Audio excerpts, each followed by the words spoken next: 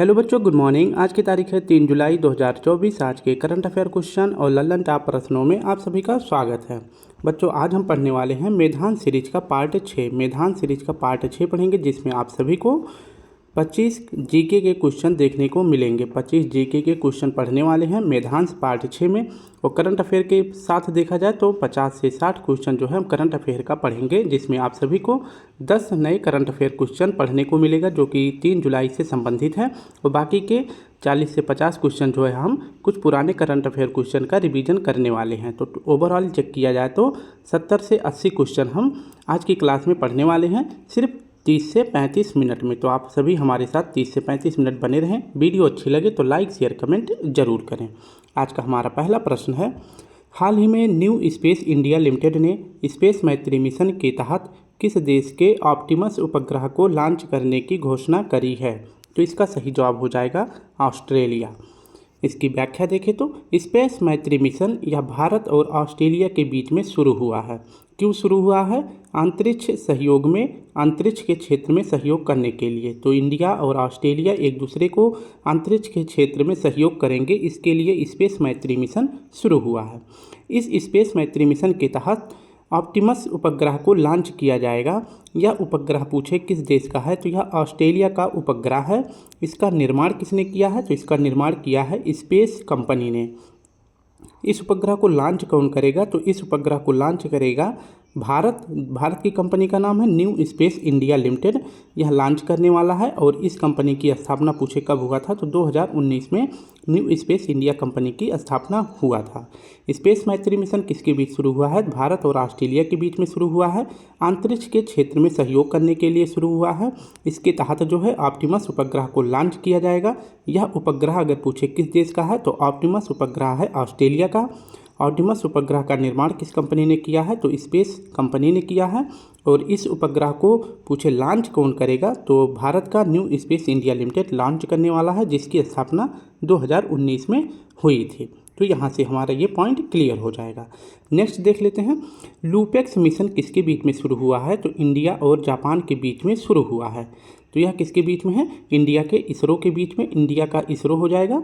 और इसके साथ साथ जो है जापान की स्पेस एजेंसी कौन सी है? जाक्सा। तो इन दोनों देशों के बीच में कौन सा मिशन शुरू हुआ है? तो लूपेक्स मिशन इसरो और जाक्सा के बीच में शुरू हुआ है। जबकि निसार मिशन किसके बीच शुरू हुआ है? तो नासा और इसरो के बीच में शुरू हुआ है। नासा जो है किस देश का स्पेस एजेंसी है? तो यह यूएसए की स्पेस एजेंसी है। नेक्स्ट प्रश्न देखिए तो मलेरिया से लड़ने के लिए किस अफ्रीकी देश ने जीएम मच्छर का प्रयोग किया है? तो जिबूती ने किया है। नेल्सन मंडेला पुरस्कार 2024 किसे मिला है? तो यह मिला है दो लोगों को मिला है। एक तो संस्था में मिला है नीमहंस संस्था को, और व्यक्ति में मिला है विनोद गनात्रा को। तो नेल्सन मंडेला पुरस्कार अब की बार 2 व्यक्तियों को मिला है। किस देश की अदालत ने गोल्डन राइस और बीटी बैगन पर प्रतिबंध लगाया है? तो फिलीपींस ने ऐसा किया है। नेक्स्ट प्रश्न हम देख लेते हैं, 1 मिनट। हमारा दूसरा प्रश्न हो जाएगा स्टूडेंट, हाल ही में मिर्गी के दौरे को नियंत्रित करने के लिए दुनिया का पहला ब्रेन इम्प्लांट कहाँ हुआ है? तो मिर्गी के दौरे को नियंत्रित करने के लिए दुनिया का पहला ब्रेन इम्प्लांट किस देश में हुआ है? तो यूके या ब्रिटेन में हुआ है। ब्रेन इम्प्लांट यह पहली बार हुआ है विश्व में, और किसने किया है? तो यूके यानी ब्रिटेन ने किया है। और किस व्यक्ति का अगर पूछे ब्रेन इम्प्लांट किया गया है, तो व्यक्ति का भी नाम आप याद रख सकते हैं। ओरान नेल्सन का जो है पहली बार ब्रेन इम्प्लांट किया गया है, क्योंकि इनको क्या था? मिर्गी की बीमारी थी। मिर्गी की बीमारी में क्या होता है? हाथ पैर में झटके लगते हैं, दौरे आते हैं और भ्रम की स्थिति उत्पन्न होती है। और यह पूछे कि मिर्गी की बीमारी जो है किस अंग से संबंधित है? तो मस्तिष्क की यह बीमारी है। तो मिर्गी जो है किस अंग से संबंधित है? तो मस्तिष्क की बीमारी से संबंधित है। इसके लिए जो है एक डिवाइस प्रयोग किया जाता है मस्तिष्क में, जिसका नाम है DBS, यानी इसका फुल फॉर्म हो जाएगा डी ब्रेन स्टिमुलेशन डिवाइस। तो इस डिवाइस की मदद से मस्तिष्क में यह डिवाइस फिट कर दिया जाता है, जिससे जो मिर्गी के दौरे होते हैं 80% तक ठीक हो जाते हैं। तो व्यक्ति का नाम याद रखना है। और ब्रेन इम्प्लांट पहली बार किस देश में हुआ है? यूके में हुआ है। तो ये भी आपको याद रखना है। नेक्स्ट प्रश्न हमारा है, केंद्र सरकार ने तंबाकू नियंत्रण के लिए किसे ब्रांड एम्बेसडर बनाया है? तो पीवी सिंधु जी को बनाया है। नेक्स्ट प्रश्न है, मैक्सिको की पहली महिला राष्ट्रपति के रूप में किसका निर्वाचन किया गया है? तो क्लाउडिया शिनबाम जी का किया गया है। नेक्स्ट प्रश्न हमारा है, हाल ही में 18वीं लोकसभा चुनाव में 2.18 लाख से ज़्यादा मतों के साथ नोटा ने नया रिकॉर्ड कहाँ बनाया है? तो इंदौर में बनाया है। और 18वीं लोकसभा में अगर पूछे सबसे ज़्यादा वोट किस व्यक्ति को मिला है, तो यह शंकर लालवानी जी को मिला है। कितना मिला है? तो 11.78 लाख वोट मिला है। ठीक है, 8 लाख वोट मिला है। और यहीं पर जो है इन्हीं के खिलाफ जो है नोटा पर सबसे ज़्यादा वोट पड़े हैं। कितना? तो 2.18 लाख वोट पड़े हैं। नेक्स्ट है, फिनलैंड की दूरसंचार उपकरण विनिर्माता कंपनी नोकिया। तो फिनलैंड की कौन सी कंपनी है? नोकिया है। नोकिया ने किसके साथ समझौता किया है? तो गति शक्ति विश्वविद्यालय के साथ किया है। और यह विश्वविद्यालय अगर पूछे किस राज्य में है, तो यह गुजरात में है। कहाँ पे है? तो गुजरात में है। नेक्स्ट प्रश्न हमारा है तीसरा, हाल ही में यूरोपीय परिषद का अध्यक्ष कौन बना है? तो यूरोपीय परिषद का अध्यक्ष कौन बना है? तो हमारा सही जवाब हो जाएगा हंगरी बना है। यूरोपीय परिषद, इसका अध्यक्ष जो है 6 महीने के लिए कौन बनाया गया है? तो 6 महीने के लिए हंगरी बनाया गया है। जुलाई से लेकर दिसंबर तक कौन रहेगा? तो हंगरी जो है यूरोपीय परिषद का अध्यक्ष रहेगा। इसके बाद जो है हंगरी के बाद कौन बनेगा अध्यक्ष? पोलैंड बनेगा, जो कि जनवरी 2025 से इसका कार्यकाल स्टार्ट हो जाएगा। ठीक है, तो यूरोपीय परिषद का अध्यक्ष किसे बनाया गया है? हंगरी को बनाया गया है। फिर कौन बनेगा? पोलैंड बनेगा। लेकिन अगर पूछे कि यूरोपीय परिषद का हेड कौन है, तो व्यक्ति में हेड किसे बनाया गया है? तो एंटोनियो कोस्टा को बनाया जाएगा, जो कि पुर्तगाल के हैं। और ये किसके स्थान पर बनेंगे? तो एंटोनियो कोस्टा बनेंगे चार्ल्स मिशेल के स्थान पर, ये आपको याद रखना है। और यूरोपीय परिषद का अगर पूछे मुख्यालय कहाँ पे है, तो इसका मुख्यालय है ब्रुसेल्स में। ब्रुसेल्स अगर पूछे किसकी राजधानी है, तो बेल्जियम की राजधानी है ब्रुसेल्स। ठीक है, बेल्जियम की राजधानी है ब्रुसेल्स, तो ये आपको याद रखना है। इसी ब्रुसेल्स में जो है और किसका मुख्यालय है? एक तो नाटो का मुख्यालय है, और इसके बाद EU यानी यूरोपियन यूनियन का भी मुख्यालय है। ठीक है, तो यूरोपीय परिषद का अध्यक्ष 6 माह के लिए किसे बनाया गया है? तो हंगरी को बनाया गया है। नेक्स्ट प्रश्न देख लेते हैं, यूरोपीय काउंसिल की पूछे कि किस संधि के आधार पे जो है, किस संधि से जो है इसे औपचारिक संगठन बना दिया गया था? तो यूरोपीय काउंसिल को औपचारिक संगठन कब बनाया गया था, किस संधि की सिफारिश पर? तो लिस्बन की संधि से यूरोपीय काउंसिल को जो है औपचारिक संगठन बनाया गया था। और यह संधि कब हुआ था? तो 2009 में हुआ था। नेक्स्ट प्रश्न है, हाल ही में 15वीं बार UEFA चैंपियन लीग ट्रॉफी किसने जीता है? तो रियल मैड्रिड ने जीता है। 18वें लोकसभा चुनाव में कितने मतदाताओं की भागीदारी ने विश्व रिकॉर्ड बनाया है? तो 64.2 करोड़ मतदाताओं ने विश्व रिकॉर्ड बनाया है। नेक्स्ट प्रश्न है, हाल ही में न्यूयॉर्क इंडियन फिल्म फेस्टिवल 2024 में सर्वश्रेष्ठ अभिनेत्री का पुरस्कार किसे मिला है? तो सानिया मल्होत्रा को मिला है। नेक्स्ट प्रश्न है, हाल ही में बोइंग के स्टार लाइनर अंतरिक्ष यान को उड़ाने वाली पहली महिला कौन बनी है? तो सुनीता विलियम्स बनी है, और ये अभी जो है अंतरिक्ष में फंस चुकी हैं। ठीक है, नेक्स्ट प्रश्न हमारा है चौथा, हाल ही में भारतीय सेना ने संयुक्त सैन्य अभ्यास मैत्री किसके साथ प्रारंभ किया है? तो भारत ने किसके साथ मैत्री अभ्यास प्रारंभ किया है? तो थाईलैंड के साथ प्रारंभ किया है। जुलाई 2024 में यह शुरू हो गया है। जुलाई 2024 से यह शुरू हुआ है, यानी 1 जुलाई से प्रारंभ हुआ है। और ये कब तक चलेगा? तो 25 जुलाई तक यह अभ्यास चलने वाला है। तो 25 जुलाई तक यह अभ्यास चलेगा। और यह अभ्यास जो है, इस अभ्यास का क्या नाम है? तो मैत्री अभ्यास हुआ। मैत्री अभ्यास कब से शुरू हुआ है? तो 1 जुलाई से शुरू हुआ है और 25 जुलाई तक चलने वाला है। यह एक संयुक्त अभ्यास है। यह अभ्यास अगर पूछे किसके बीच में होता है, तो भारत और थाईलैंड के बीच में मैत्री अभ्यास होता है। अब की बार इसका आयोजन पूछे कहाँ किया गया है, तो इसका आयोजन किया गया है थाईलैंड में किया गया है। और कौन सा क्रम है? तो 13वें क्रम का आयोजन थाईलैंड में किया गया है। एक और अभ्यास याद रखेंगे, अयुत्या अभ्यास पूछे किसके बीच में होता है, तो ये भी भारत और थाईलैंड के बीच में होने वाला अभ्यास है। तो अयुत्या और मैत्री किसके बीच में होता है? भारत और थाईलैंड के बीच में। कुछ और देशों के साथ महत्वपूर्ण अभ्यास याद कर लेते हैं, जैसे मित्र शक्ति अभ्यास और सिलेनेक्स अभ्यास किसके बीच में होता है, तो भारत और श्रीलंका के बीच में होता है। संप्रीति अभ्यास और बोंगो सागर अभ्यास या भारत और बांग्लादेश के बीच में होता है। समुद्र शक्ति अभ्यास, गरुड़ शक्ति अभ्यास या भारत और इंडोनेशिया के बीच में होने वाला अभ्यास है। हाल ही में भारत की पहली एस्ट्रो टूरिज्म पहल जिसका नाम है नक्षत्र सभा कहाँ आयोजित हुआ है, तो यूके यानी उत्तराखंड में प्रारंभ हुआ है। किस राज्य के पक्षी अभ्यारण्य नागी और नकटी को रामसर सूची में शामिल किया गया है? तो नागी और नक्की रामसर सूची में शामिल हुए हैं और ये दोनों अभ्यारण्य बिहार के हैं। वर्तमान में पूछे भारत में कितनी रामसर साइट है? तो 80 रामसर साइट है। जिसमें पूछे किस राज्य में सबसे ज़्यादा रामसर साइट है? तो सबसे ज़्यादा तमिलनाडु में है और दूसरे नंबर पर यूपी है। नेक्स्ट प्रश्न है, हाल ही में प्रवाह सॉफ्टवेयर किसने विकसित किया है? तो इसरो ने विकसित किया है। यूएन महासभा के 79वें अध्यक्ष कौन बने हैं? तो इनका सही नाम हो जाएगा फिलेमोन यांग। और ये किस देश के हैं?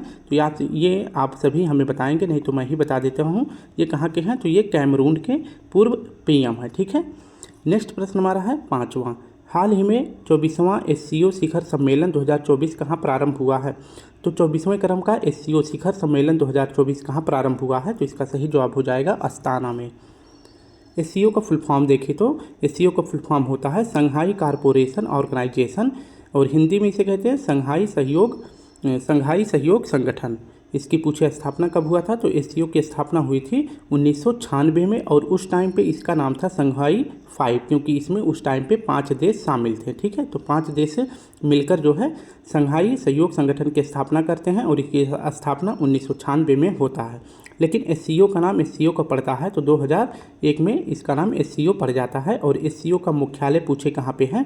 तो बीजिंग में है। ध्यान रखेंगे, संघाई में इसका मुख्यालय नहीं है, कहाँ पे है? बीजिंग में इसका मुख्यालय है। और 2024 में इसका शिखर सम्मेलन कहाँ पे होगा? तो 2024 में इसका शिखर सम्मेलन होगा अस्ताना में। और अस्ताना पूछे किसकी राजधानी है? तो यह कजाकिस्तान की राजधानी है। एससीओ की अगर पूछे 2023 में इसकी बैठक कहाँ हुई थी? तो एससीओ की 2023 की बैठक हुई थी इंडिया में, ये भी याद रखना। और 2024 में इसका इसकी कौन सी क्रम की बैठक होगी अस्ताना में? तो 24वें क्रम की बैठक होगी अस्ताना कजाकिस्तान में। अगर पूछे कि वर्तमान में एससीओ में कितने देश हैं? तो वर्तमान में एससीओ में 9 सदस्य देश हैं। और नवीनतम सदस्य पूछे कौन सा है? तो नवीनतम है ईरान। ये आपको याद रखना। ठीक है। नेक्स्ट प्रश्न की बात करें, हाल ही में EY world entrepreneur of the year award 2024 पाने वाले चौथे भारतीय कौन बने हैं? तो बेलनैन सुबैया जी बने हैं। मोदी कैबिनेट 3.0 में महिला एवं बाल विकास मंत्री कौन बनाई गई हैं? तो अन्नपूर्णा देवी बनाई गई हैं। नेक्स्ट है, खाद्य प्रसंस्करण मंत्री कौन बनाए गए हैं? तो चिराग पासवान बनाए गए हैं। छठा प्रश्न हमारा है, हाल ही में लियोन शतरंज मास्टर्स 2024 का खिताब किसने जीता है? तो यह जीते हैं विश्वनाथ आनंद जी। ऑप्शन सी हमारा सही हो जाएगा। लियोन मास्टर्स 2024, अगर पूछे लियोन मास्टर्स 2024 का आयोजन कहाँ पे हुआ था? तो इसका होस्ट था लियोन, जो कि स्पेन का एक शहर है। इसके विजेता कौन बने हैं? तो लियोन शतरंज मास्टर्स के विजेता बने हैं विश्वनाथ आनंद, और ये 10वीं बार यह अवार्ड जीत चुके हैं। अगर बात करें भारत के पहले ग्रैंड मास्टर कौन थे? तो यह थे विश्वनाथ आनंद जी। इन्हें राजीव गांधी खेल रत्न पुरस्कार पहली बार अगर पूछे किसे दिया गया था? तो दिया गया था विश्वनाथ आनंद जी को। ये आपको याद रखना है। और इनकी पुस्तक का क्या नाम है? तो इनकी पुस्तक का नाम है माइंड मास्टर, इनकी पुस्तक का नाम है। नेक्स्ट अगर बात करें कि राजीव गांधी खेल रत्न पुरस्कार का नाम जो है बदलकर अब क्या रख दिया गया है? तो मेजर ध्यानचंद खेल रत्न पुरस्कार रख दिया गया है। और 2023 में मेजर ध्यानचंद खेल रत्न पुरस्कार किसे दिया गया है? तो सात्विक और चिराग की जोड़ी को दिया गया है। भारत के टेनिस खिलाड़ी सुमित नागल ने किस देश में आयोजित हिल ब्राउन नेकर कप चैलेंजर का एकल खिताब जीता है? तो हिल ब्राउन नेकर कप चैलेंजर का आयोजन जर्मनी में किया है। और इसको किसने जीता है? तो सुमित नागल जी ने जीता है। विमान दुर्घटना में मरने वाले उपराष्ट्रपति सैलोस चिलीमा का संबंध किस देश से है? तो ये मलावी के उपराष्ट्रपति हैं। अगर पूछे कहाँ के प्रेसिडेंट की भी हाल ही में हेलीकॉप्टर दुर्घटना में मृत्यु हुई थी? तो ईरान के प्रेसिडेंट की मृत्यु हुई थी, जिनका क्या नाम था? इब्राहिम रईसी इनका नाम था। इब्राहिम रईसी इनका नाम था। नेक्स्ट प्रश्न है, हाल ही में दुनिया भर में पहला अंतर्राष्ट्रीय खेल दिवस 2024 कब मनाया गया है? तो 11 जुलाई को मनाया गया है। उड़ीसा के नए मुख्यमंत्री कौन बने हैं? तो मोहन चरण मांझी उड़ीसा के नए मुख्यमंत्री बनाए गए हैं। 7वां प्रश्न हमारा है, हाल ही में भारतीय सेना में शामिल सबसे शक्तिशाली गैर परमाणु विस्फोटक कौन सा है? तो इसका सही जवाब हो जाएगा सेबेक्स 2। इसके बारे में अध्ययन करें तो सेबेक्स 2 यह भारत का सबसे शक्तिशाली गैर परमाणु विस्फोटक है, ये आपको याद रखना है। और सेबेक्स का अगर पूछे निर्माण कहाँ पर किया गया है? तो नागपुर महाराष्ट्र में इसका निर्माण किया गया है। इसको शामिल करने का उद्देश्य क्या था? तो अभी जो है हाल ही में भारतीय सेना के द्वारा 2024 में तकनीकी अवशोषण वर्ष मनाया जा रहा है। तो भारतीय सेना का तकनीकी अवशोषण वर्ष कब मनाया जा रहा है? तो 2024 में मनाया जा रहा है, ये भी आपको याद रखना है, ठीक है। तो सिम्बेक्स 2 क्या है? तो भारत का सबसे शक्तिशाली गैर परमाणु विस्फोटक है, जिसका निर्माण नागपुर महाराष्ट्र में किया गया है। नेक्स्ट पॉइंट है नागास्त्र 1 क्या है? तो यह एक आत्मघाती ड्रोन है। इसके बाद देखिए तो प्रचंड क्या है? तो प्रचंड एक लाइट कॉम्बैक्ट हेलीकॉप्टर है, यानी हल्का लड़ाकू हेलीकॉप्टर है। प्रबल क्या है? तो लंबी दूरी का रिवाल्वर है। हाल ही में रज महोत्सव 2024 कहाँ प्रारंभ हुआ है? तो यह उड़ीसा में प्रारंभ हुआ है। हाल ही में दक्षिण अफ्रीका के राष्ट्रपति पद पर किसे नियुक्त किया गया है? तो सिरिल रामाफोसा जी को नियुक्त किया गया है। नेक्स्ट प्रश्न हमारा, हाल ही में एल और कोलंबिया सेंटर के पर्यावरण प्रदर्शन सूचकांक में भारत को कौन सा स्थान मिला है? तो भारत को पर्यावरण में 176वां स्थान मिला है। 8वां प्रश्न है, हाल ही में बेहदीन खालम उत्सव कहाँ आयोजित हुआ है? तो बेहदीन खालम उत्सव कहाँ प्रारंभ हुआ है? तो यह मेघालय में प्रारंभ हुआ है। बेहदीन खालम उत्सव कहाँ प्रारंभ हुआ है? तो यह उत्सव प्रारंभ हुआ है मेघालय में, ये आपको याद रखना है। और इसका आयोजन पूछे किस जनजाति के द्वारा किया जाता है? तो पनार और जयंतिया जनजाति के द्वारा बेहदीन खालम उत्सव मनाया जाता है मेघालय में। अगर पूछे कि बेहदीन खालम का अर्थ क्या है? तो हैजा के दानों को समाप्त करना इसका अर्थ है। नेक्स्ट पॉइंट देखते हैं, मेघालय में 3 महत्वपूर्ण जनजातियां पाई जाती हैं, गारो, खासी और जयंतिया। किस राज्य में पाई जाती हैं? तो मेघालय की में पाई जाती हैं। अगर बात करें सबसे ज़्यादा वर्षा कहाँ पे होता है? तो मासिन राम में होता है, और इस प्रदेश का संबंध है मेघालय से, ठीक है। तो मासिन राम कहाँ का जिला है? मेघालय का एक जिला है। कैर पूजा और खारची पूजा कहाँ मनाया जाता है? तो यह त्रिपुरा का फेस्टिवल है। मणिपुर का संघाई महोत्सव कहाँ मनाया जाता है? तो यह मणिपुर में मनाया जाता है। मेघालय की राजधानी शिलांग में पूछे कौन सा फेस्टिवल मनाया जाता है? तो चेरी ब्लॉसम फेस्टिवल कहाँ मनाया जाता है? तो यह शिलांग में मनाया जाता है। असम में बिहू फेस्टिवल मनाया जाता है। नेक्स्ट प्रश्न हमारा है, हाल ही में चर्चा में रहे नान मधुलवान कार्यक्रम का संबंध किस राज्य से है? तो यह तमिलनाडु से संबंधित है। हाल ही में अंतर्राष्ट्रीय योग ओलंपियाड का उद्घाटन कहाँ किया गया है? तो मैसूर कर्नाटक में किया गया है। हाल ही में संयुक्त राष्ट्र शरणार्थी एजेंसी ने किसे वैश्विक सद्भावना राजदूत नियुक्त किया है? तो थियो जेम्स को नियुक्त किया है, ये एक एक्टर हैं। हाल ही में ईरान के IRGC सैन्य बल को आतंकवादी इकाई किसने घोषित किया है? तो कनाडा ने घोषित किया है। नेक्स्ट प्रश्न हमारा है, हाल ही में केंद्र सरकार ने किसे नवरत्न का दर्जा प्रदान किया है? तो नवरत्न कंपनी का दर्जा मिला है मझगांव डाक शिप बिल्डर्स को। इसके बारे में अध्ययन करें तो मझगांव डाक शिप बिल्डर्स यह कहाँ कार्यरत है? तो यह मुंबई में कार्य करती है। इसे अभी हाल ही में नवरत्न कंपनी का दर्जा प्राप्त हुआ है। अगर पूछे कि इस कंपनी की स्थापना कब हुआ था? तो 1934 में इसकी स्थापना ब्रिटिश के द्वारा की गई थी। और इस मझगांव के द्वारा जो है 1972 में पहला छोटा जहाज का निर्माण किया गया था, जिसका नाम है INS नीलगिरी का निर्माण मझगांव डाक शिप बिल्डर्स के द्वारा किया गया था 1972 में। इसके बाद 1992 में ही भारत की पहली पनडुब्बी का निर्माण किया था, जिसका नाम है INS सालकी। तो ये भी आपको याद रखना है। तो भारत की पहली पनडुब्बी कौन सी है? पहली पनडुब्बी मझगांव के द्वारा किस पनडुब्बी का निर्माण किया गया था? तो INS सालकी का निर्माण किया गया था। नवरत्न कंपनी अगर का दर्जा जिस कंपनी को मिल जाता है तो उसका फ़ायदा क्या होता है? तो कंपनी जो है 1000 करोड़ रुपए का निवेश कर सकती है सरकार के परमिशन के बिना, ठीक है। तो अब जो है मझगांव को जो है नवरत्न कंपनी का दर्जा मिला है, तो अब मझगांव जो है 1000 करोड़ रुपए का निवेश कर सकती है सरकार की बिना परमिशन के, ठीक है। तो ये आपको याद रखना है।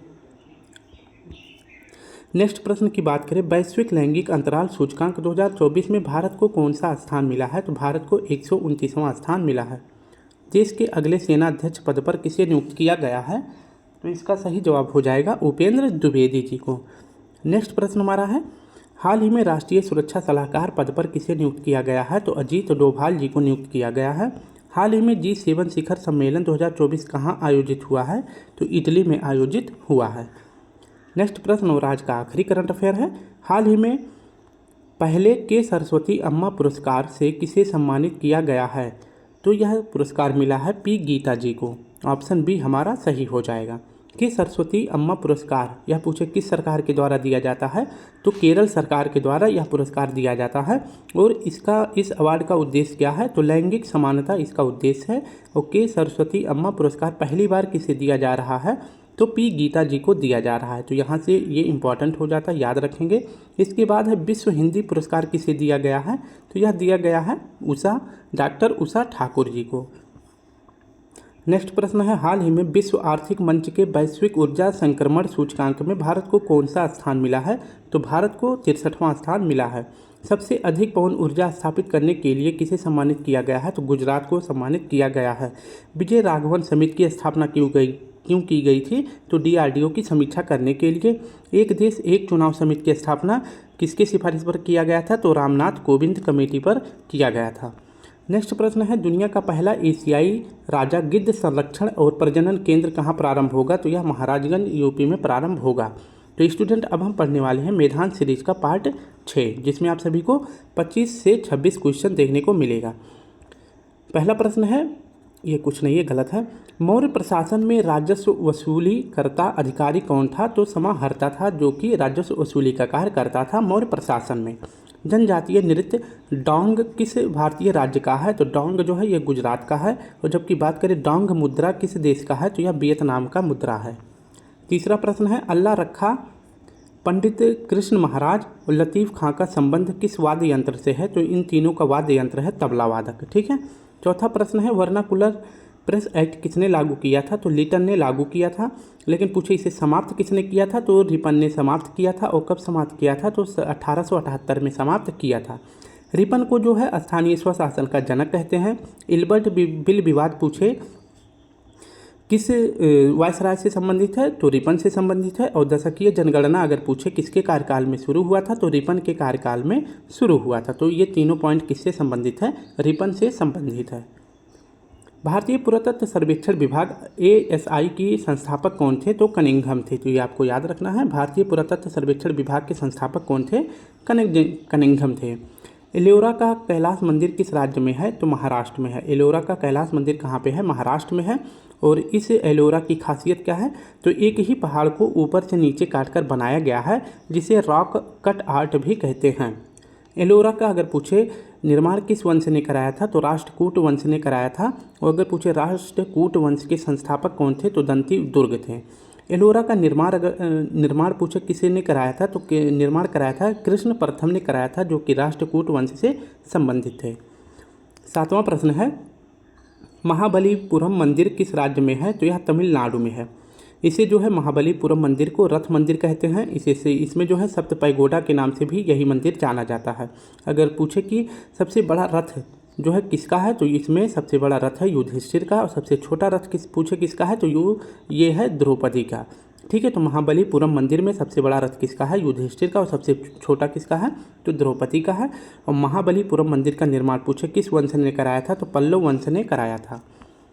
नेक्स्ट प्रश्न, सत्तरिया जो है किस राज्य का नृत्य है, तो यह असम का जो है, यह असम का शास्त्रीय नृत्य है। और यह नवीनतम शास्त्रीय नृत्य अगर पूछे कौन सा है, तो यह सत्तरिया है। ठीक है। तो सत्तरिया यह नवीनतम शास्त्रीय नृत्य है और ये 8वें क्रम का नृत्य है। और किस राज्य का है, तो ये असम का है। अगर पूछे सत्तरिया नृत्य के संस्थापक कौन है, तो श्रीमंत शंकर देव हैं।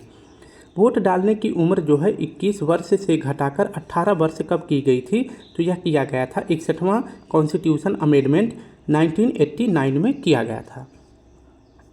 8 अप्रैल 1929 को केंद्रीय विधानसभा में बम किसने फेंका था, तो शहीद भगत सिंह ने और बटुकेश्वर दत्त ने फेंका था। हनुक्का त्यौहार किस धर्म का है, तो हनुक्का त्यौहार है यहूदियों का। ठीक है। तो यहूदियों का फेमस त्यौहार है हनुक्का फेस्टिवल, ये आपको याद रखना है। 12वां प्रश्न है, वीर नाट्यम नृत्य किस राज्य से संबंधित है, तो यह मनाया जाता है आंध्र प्रदेश में।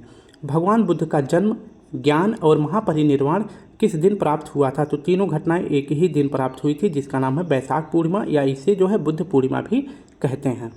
अब महात्मा बुद्ध के बारे में थोड़ी सी जानकारी देख लेते हैं। महात्मा बुद्ध का जन्म कब हुआ था, इनका जन्म जो है लुम्बिनी में हुआ था। लुम्बिनी नेपाल में इनका जन्म हुआ था।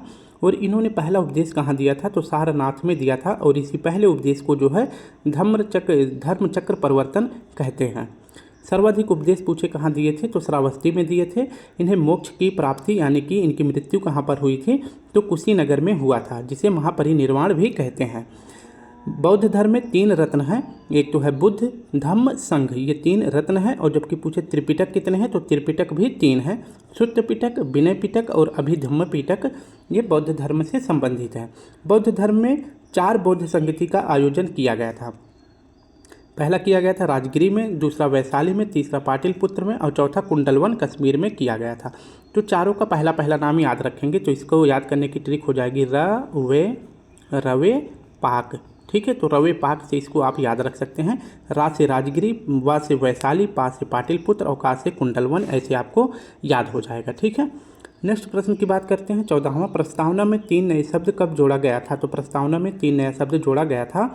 ये 3 नए शब्द हैं समाजवाद, पंथ निरपेक्ष और अखंडता। और कब जोड़े गए थे? तो 42वें कॉन्स्टिट्यूशन अमेंडमेंट 1976 में ये तीनों नए शब्द संविधान में जोड़े गए थे। पिंडवानी नृत्य किस राज्य से संबंधित है? तो यह छत्तीसगढ़ से संबंधित है। और पिंडवानी नृत्य की फेमस अगर पूछे कलाकार कौन है तो तीजन बाई हैं। एक ही व्यक्ति को 2 या 2 से अधिक राज्यों के राज्यपाल के रूप में नियुक्त करने की सुविधा प्रदान करता है। तो यह कब संशोधन करके यह प्रस्ताव किया गया था कि एक ही व्यक्ति जो है 2 राज्यों का राज्यपाल हो सकता है। तो यह प्रस्ताव पारित किया गया था संविधान के 7वें संशोधन 1956 में। ठीक है, नेक्स्ट प्रश्न है संयुक्त बैठक किस अनुच्छेद में उल्लेखित है? तो संयुक्त बैठक जो है, संयुक्त बैठक का अनुच्छेद अगर पूछे कौन सा है तो 108वां जो है, 108वां अनुच्छेद संयुक्त बैठक से संबंधित है। और अब तक 3 बार संयुक्त बैठक हो चुका है। और संयुक्त बैठक की अध्यक्षता पूछे कौन करता है तो लोकसभा अध्यक्ष करते हैं। और संविधान संशोधन में संविधान संशोधन बिल पर अगर पूछे संयुक्त बैठक हो सकती है तो नहीं हो सकती है। और इसके साथ साथ पूछे धन विधेयक पर संयुक्त बैठक हो सकता है तो इसमें भी नहीं हो सकता है। नेक्स्ट प्रश्न है सत्य शोधक समाज की स्थापना किसने की थी? तो महात्मा ज्योतिबा फूले जी ने करा था। और इनकी फेमस बुक का क्या नाम है? तो इनकी बुक का नाम है गुलामगिरी। उत्तरी गोलार्ध में उत्तर अयनांत कब होता है? तो 21 जून को होता है। और 21 जून को अंतर्राष्ट्रीय योग दिवस मनाया जाता है। और ये इस टाइम पे जो है उत्तरी गोलार्ध में सबसे बड़ा दिन भी होता है। जबकि दक्षिणी गोलार्ध कब होता है? दक्षिणी गोलार्ध में दक्षिणी अयनांत कब होता है? तो यह 22 दिसंबर को होता है। और दक्षिणी गोलार्ध में सबसे बड़ा दिन अगर पूछे कब होता है तो 22 दिसंबर को होता है। नेक्स्ट प्रश्न है कानून के समक्ष समानता का उल्लेख किया गया है। तो यह किस अनुच्छेद में किया गया है? तो कानून के समक्ष समानता अनुच्छेद 14 में दर्शाया गया है। बारदौली के प्रसिद्ध सत्याग्रह का नेतृत्व किसने किया था? तो किया था सरदार वल्लभ भाई पटेल ने। तो किसने किया था? वल्लभ भाई पटेल ने किया था। और यहीं की महिलाओं के द्वारा सरदार की उपाधि दी गई थी वल्लभ भाई पटेल को। और बारदौली की घटना कब हुआ था? तो 1928 में हुआ था। भारत में आधुनिक नृत्य का जनक किसे कहते हैं? तो भारत में आधुनिक नृत्य का जनक कहते हैं उदय शंकर जी को। नेक्स्ट प्रश्न है शेविंग करने के लिए किस दर्पण का प्रयोग किया जाता है? यानी कि जो दाढ़ी बनाया जाता है उसके लिए किस दर्पण का प्रयोग किया जाता है? तो अवतल लेंस का प्रयोग किया जाता है। हैंसन रोग को किस अन्य नाम से जाना जाता है? तो हैंसन रोग को कुष्ठ रोग या लेप्रोसी रोग भी कहते हैं। एस्किमो जनजाति के बर्फ़ के घर को क्या कहते हैं? तो एस्किमो का जो घर होता है बर्फ़ का उसे इग्लू कहते हैं। नेक्स्ट प्रश्न है वानगोलू झील किस देश में है? वानगोलू झील यह विश्व का सबसे ज़्यादा लवणता वाली झील है। और यह झील है तुर्की में। जादूगोड़ा की खान किसके लिए प्रसिद्ध है? तो यह यूरेनियम के लिए प्रसिद्ध है। और जादूगोड़ा की खान पूछे किस राज्य में पाया जाता है? तो यह झारखंड में पाया जाता है। तो स्टूडेंट इस प्रकार से हमने अपने 10 करंट अफेयर क्वेश्चन उसके साथ लल्लन टॉप और मेधान सीरीज का पार्ट 6 सॉल्व कर लिया है। अगर वीडियो अच्छी लगे तो प्लीज़ स्टूडेंट वीडियो को लाइक करें, शेयर करें और कमेंट जरूर करें। अच्छी तरह से अपनी स्टडी करते रहें। कम समय में हम कोशिश करते हैं कि आप सभी को ज़्यादा से ज़्यादा कंटेंट दे दिया जाए। तो अपना ध्यान रखें, कल फिर मिलते हैं। तब तक के लिए आप सभी को प्यारा सा जय हिंद, जय भारत।